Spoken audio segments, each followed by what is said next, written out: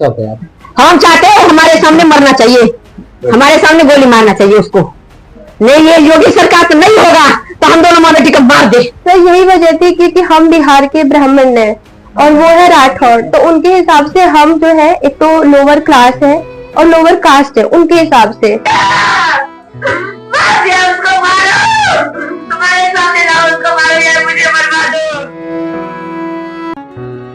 ये रोती बिलखती माँ अपने बेटे के लिए इंसाफ मांग रही है। इंसाफ सीएम योगी आदित्यनाथ से चीख चीख कर कह रही है, मेरे बेटे के हत्यारों को मेरे सामने गोली मारो। उसको मारो, तुम्हारे सामने ना उसको मारो या मुझे मरवा दो। ग्रेटर नोएडा में शुक्रवार को 29 साल के बैंक कर्मचारी मंजीत मिश्रा की गोली मारकर हत्या कर दी गई। परिवार वालों ने मंजीत की पत्नी और ससुराल वालों पर गंभीर आरोप लगाए। मृतक की मां का आरोप है कि पत्नी और ससुराल वालों ने पैसों के लालच में बेटे को मार डाला।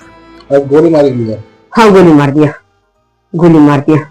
मेरे बेटा को गोली मारा, वही मारा, वही मारा। आप लोग उसके घर पे जाइए, वहाँ हंगामा करिए, वहां से सबको पकड़ कर लाइए मीडिया के सामने। अरे वो मार गया उसके ससुराल वाला, वही मार गया। वो साल भर से धमकी दे रहा था, शादी में गहना कह रहा कि हमारे यहाँ इतने ज्वेलरी चल रहा है, ये चल रहा है, आप लोग कम कास्ट कम पैसे वाला हो, इतने कहाँ से दे पाएंगे, इतने कहाँ से दे। हमने कर्जा लेकर उसको 20 तोला ज्वेलरी दिया, सारा ज्वेलरी ले नोएडा में डूब ले रखे है। उसमें ताला मार कर चाबी लड़की के पास है, लड़की के पास चाबी है। क्या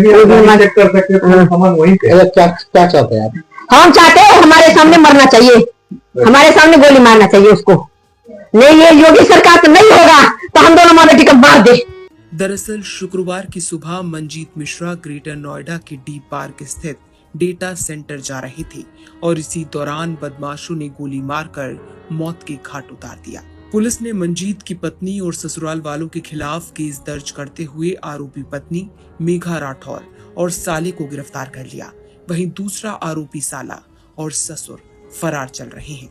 मृतक मंजीत की बहन ने बताया कि भाई मंजीत ने पिछले साल ही लव मैरिज की थी, यानी शादी को मात्र 1 साल ही हुआ है।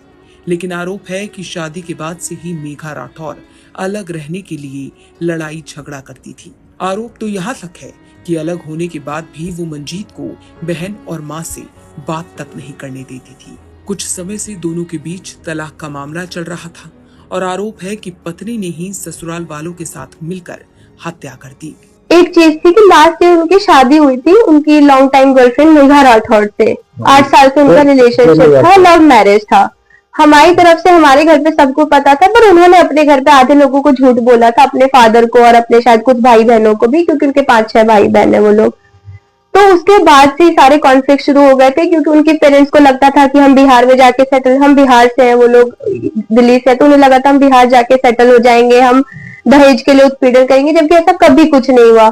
फिर वो प्रेशर बनाने लगे कि मुझे तुमसे तुम्हारे साथ अलग रहना है। तो मेरे फादर की डेथ हो गई शादी के 2 हफ्ते बाद, लेकिन फिर भी वो अलग जाके रहने लगे। उन्होंने डिमांड कर दी कि नहीं मुझे अलग ही रहना है, वो अलग रहने लगे।